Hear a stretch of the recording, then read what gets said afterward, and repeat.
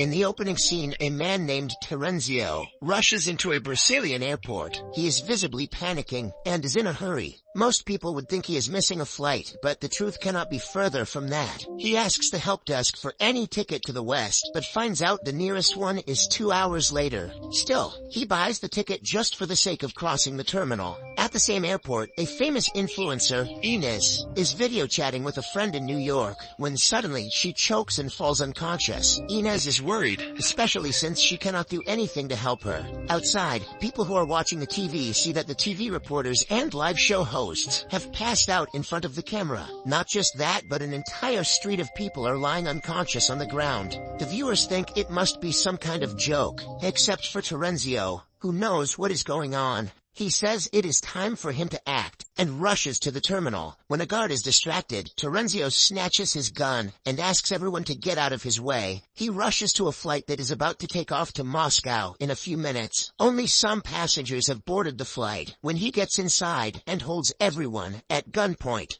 the pilot is missing, and the co-pilot Matthew doesn't want to help the terrorist. As they fight for the gun, a bullet hits Matthew's palm and injures him. Outside, the passengers panic, and the flight attendant Gabrielle tries to keep them calm. Terenzio comes out of the cockpit, asking if there is a pilot on board. A woman named Sylvie gets up, although she is only a retired helicopter pilot. Under Terenzio's order, she and Matthew take off with all other passengers. The avionics are broken because of the bullet, and as a result, no one from the plane can contact anyone outside. When the plane is airborne, Sylvie and Matthew try their best to reason with Terenzio, but the man remains adamant. He says that he is an officer assigned to NATO, and knows something that they don't. Upon being urged, he reveals that the rays of the sun have become deadly. Starting the next day, the sunrise is going to kill everyone. Suddenly, an Arab passenger starts coughing and falls unconscious. Ayaz pretends to be helping him, and then snatches Terenzio's gun in the process. Terenzio is locked inside the toilet at Ayaz's order, and Matthew is asked to tell the truth. The pilot discloses they are landing in Iceland, because Terenzio wanted to go somewhere west. There, the police will arrest the terrorist, and the others will be let free. He also tells them about the sun, and how Terenzio thinks it will kill people. This sends the passengers into a frenzy. They start recalling strange things that happened before they boarded the flight, and are worried about their families. Matthew calms everyone, and takes the responsibility to save them all, as the captain. A while later, he tries to land in an airport in Iceland, but gets no signal from traffic control. When they can see the ground close up, they notice several airplanes have crashed into each other, and people are running around. They finally register that Terenzio was telling the truth, but since the runway is blocked, they cannot land. The plane only has enough fuel to fly a bit west to Scotland. Hence, the captain decides to do so, and hope for the best. He brings Terenzio out of the toilet, so the man can tell everyone what is going on. He discloses that he found out about the sun by eavesdropping on his senior's conversation. He doesn't know why it is happening, or if it will stop anytime soon. All he knows is that if they want to survive, they will have to fly away from the sunrise. Meanwhile, the Arab man who passed out earlier is still on the floor. He has a hard time breathing, and is about to go into cardiac arrest. With his last breaths, he says that he swallowed diamonds. The nurse Laura tries her best to pull the diamonds from his ass. I mean to save him, but her attempts go in vain. At the same time, they go through an emergency landing in Scotland, where Matthew stops the plane seconds away from hitting a wall. They go outside, and their phones start chiming with notifications from their loved ones. The internet is filled with news about deadly sunlight. Half of the world has died, and the other half is waiting for their death. The airport is empty because everyone who had the chance to run away has fled, and the others are hiding in dark places, hoping that it will protect them. However, the news suggests that people are dying even inside bunkers. Suddenly, they are approached by 3 RAF servicemen asking for help. They only have 45 minutes before sunrise, so they decide to collect important supplies and fly west. One of the passengers is an aircraft engineer, Jacob. He wants to go back to his pregnant wife to save her, but for the overall safety of the passengers, he is asked to step back. After collecting supplies and filling the airplane's tank, they take off one more time. One of the servicemen is a pilot, and suggests they fly away from the equator to avoid the sun catching up to them faster. Their next stop is Canada, where they will fuel up the airplane again and fix the radio. A while later, the internet is fixed, and their phones all begin to chime. They receive the last messages from their loved ones, who have already died, in Brussels. Then, a man finds an article saying that the cause of the disaster is the sun's polarity. Another passenger named Horst is a climate specialist and knows what a sun's polarity means. He explains that every 11 years the sun's magnetic field reverses, but no one knows why. It has no significant effect on the world, so not much research has been done. However, over the past few decades, the intensity of the reversal was growing weaker. Because of this, Horst thinks the reversal has become much more powerful in the other direction. If what he is saying is true, the Earth is being blasted with gamma rays everywhere the sun falls, which is why people are dying instantly. They have no way to prove the theory because the scientists who published the article are also probably all dead. Right then, Ayaz finds out a news report saying that the RAF servicemen they picked up are actually terrorists from Afghanistan. They were arrested and were being brought back to their country at the airport. Outside, one of them gets into an argument and pushes the old man who has dementia. It causes his death and gains the terrorist the passenger's disapproval. Being a terrorist is cool, but pushing old people. Dude. Sylvie tells Matthew about the news report, and the two decide to abandon the terrorists when they land in Canada. A few minutes later, they land, and have 2 hours before sunrise. Several victims of the sunlight lie around in the city. The terrorists are asked to look for repair radio parts in the nearest shop. They agree, but insist on taking Gabrielle and Jacob with them. The problem is that Jacob knows about the plan, but not Gabrielle. Hence, when they're in the shop and Jacob locks the terrorists in a room, Gabrielle refuses to come with him. Jacob doesn't waste any time trying to convince her. In the end, he makes it to the airport while being followed by the terrorists, but Gabrielle is left back in the city. The airplane takes off without her. The terrorists follow it and are able to hit a window with a bullet. Fortunately for the passengers, it only creates a crack, so if they maintain a level altitude, it will not break. A terminally ill kid named Dominic is also on the flight. Ayaz tries to chat with him, but his overprotective mother Zara asks the man to go away. Suddenly, they get a radio signal from someone in Hawaii. The conversation is cut short, but they assume that some survivors are staying in an underwater bunker, which is why they are alive. Matthew wants to leave for Hawaii as soon as possible, but Sylvie thinks going there because of an unclear message would be stupid. Meanwhile, Terenzio is furious that the captain gets to make all the decisions. He protests, and everyone comes to an agreement that they will vote to make a decision from now on. Just when things start to calm down, several alarms ring at the same time, indicating an aircraft malfunction. Upon analyzing the problems, Matthew learns that one of the terrorists who was following the plane earlier has somehow attached himself to the landing gear. If he remains there, they will not be able to land. Hence, Matthew decides to fly as high as possible, so the temperature and lack of oxygen will take him down. However, he fails to consider the cracked window. Because of the pressure difference, it breaks, causing chaos inside the plane. Things fly into the sky as the passengers brace themselves for impact. Matthew quickly brings the plane to a lower altitude, and Jacob uses a wooden board to close the window for some time. Everyone calms down, but Dominic has trouble breathing because his respiratory tube flew away. Ayaz thinks of a plan and uses the oxygen pipe to make a respiratory tube. Zara is thankful and ashamed that she was mean to Ayaz earlier.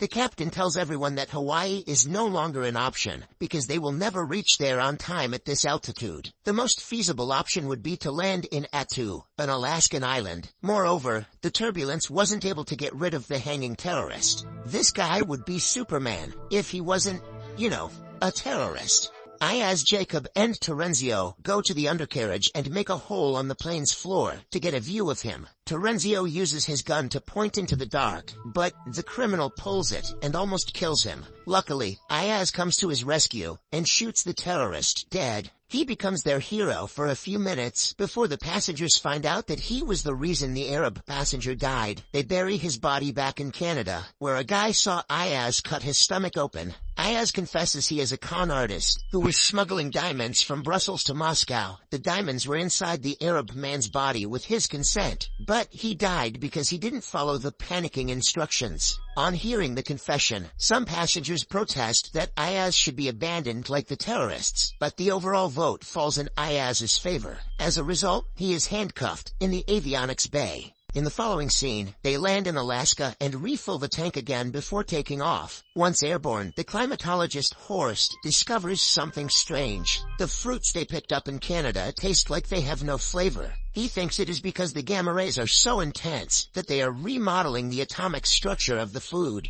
The most concerning part is that it decreases the nutritional value of the food. If this goes on, they will starve to death in a few weeks. The science in this movie is out-of-control bullshit. Matthew acknowledges the danger, but claims that their primary concern should be running away from the sun. He has started to lose control of himself in the past few hours. Sylvie asks him to take a rest, but he yells at her, which is unlike his normal self. The passengers decide to force him to rest and bring him outside the cockpit. Although annoyed, Matthew promises to sleep for the next few hours. A while later, they pick another signal on the radio and hear two parties talking, but the group only hears them say Stara 17. They soon figure out that the person talking on the phone is a cosmonaut. In space, they are shocked that someone like that is alive, but this also means he is talking to the control room, which is on the Earth. With renewed hope for survival, they decide to go to NATO headquarters in Brussels, where it all began. At this rate, they will have 4 hours after they land in Brussels until the sun comes out. Hence, they might find some information about the secret bunker in the headquarters with Terenzio's help.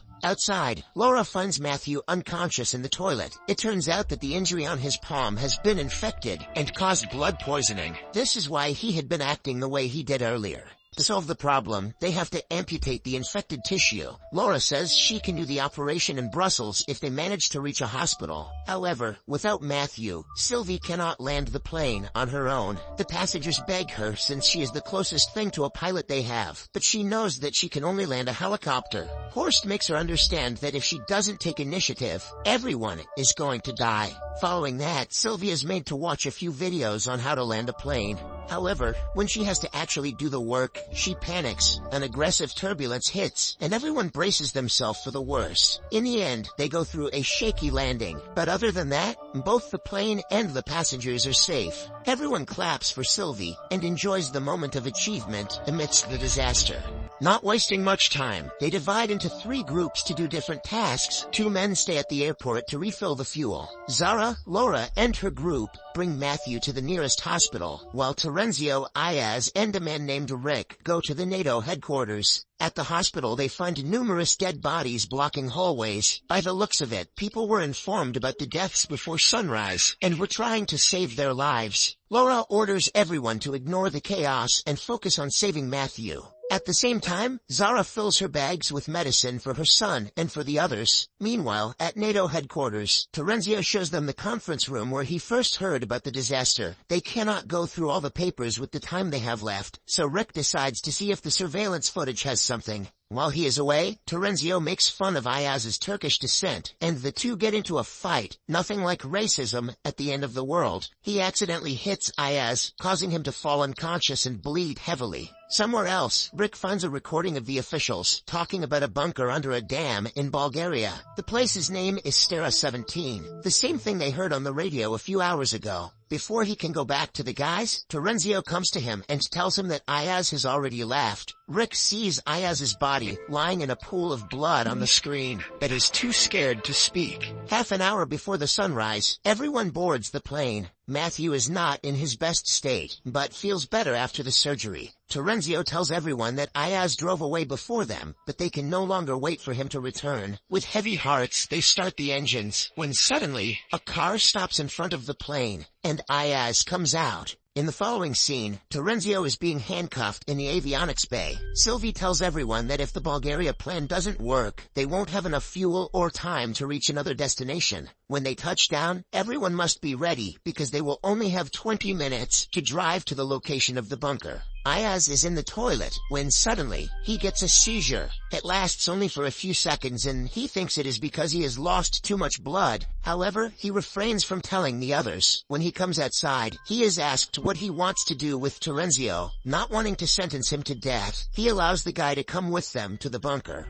A while later, they land at a Bulgarian airport and separate into 2 groups, riding 2 different vehicles. Sylvie drives the first car and leads the way, while Ayaz drives the second one. On the way, he gets a seizure again, causing them to crash. The first car is already driven far away, and the group has no way to keep up in the short time. At an intersection, Sylvie takes the right turn and reaches a half-open gate. A passenger tries touching it and is sent flying because of the electricity. Moreover, it turns out that they have to continue pressing a button for the gate to stay open. To redeem himself, Terenzio offers to wait for the others, while Sylvie and the group go inside. Before leaving, Sylvie handcuffs him to the stand so he won't betray them. It also confirms that he will only be free when the other group arrives. However, Ayaz and the group take a left turn at the intersection and reach a similar gate from the other side of the dam. They use their clothes to climb up and beyond the entrance. In the end, they all reach the entrance to the bunker, even though they took different exits. The passengers are finally received by military men who welcome them inside and affirm that they are safe here.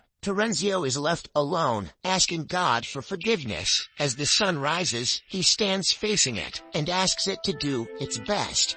In the end, he is also killed.